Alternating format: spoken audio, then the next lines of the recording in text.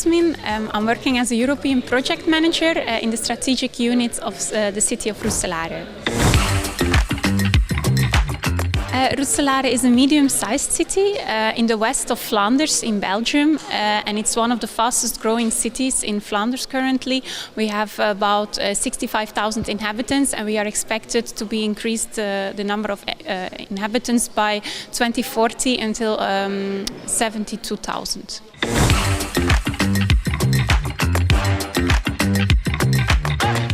Roeselare has several secondary education institutions, general education but also vocational education, but the options for universities are quite limited. There are not many options to study as a student.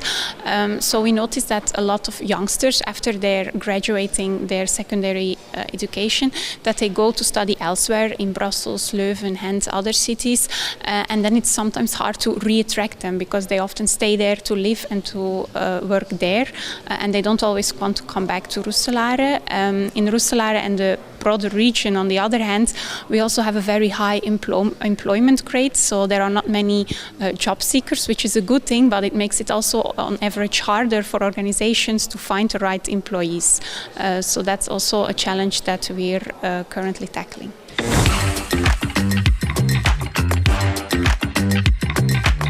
We hope to re-attract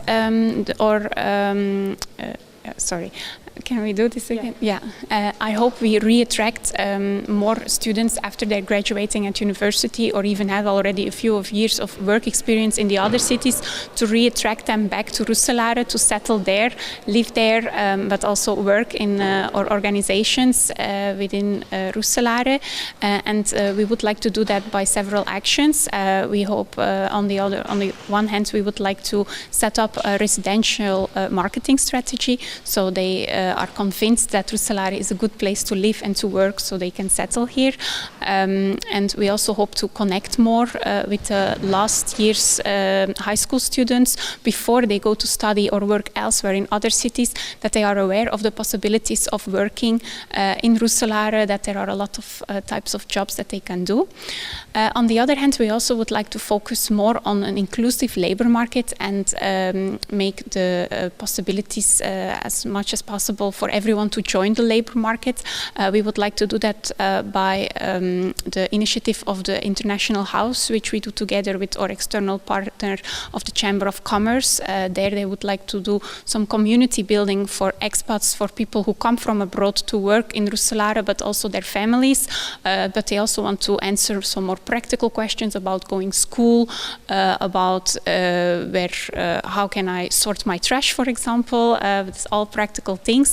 So this is also one of our actions. And last but not least, we were also thinking, we work together with VDAB, which is a partner who's responsible for activating people and connecting people on the job market.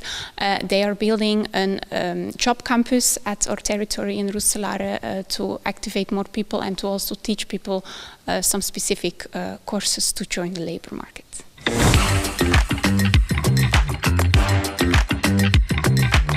Yes, I think the first most important thing is talk with your talent, your target audience, hear about them, like all those personal stories that are within your city. Why are people going away, and why are people also motivated to come back? Because on these things you can actually work. We call them the push and pull factors within this project, and I think it's really important to have a brainstorm with them about those factors.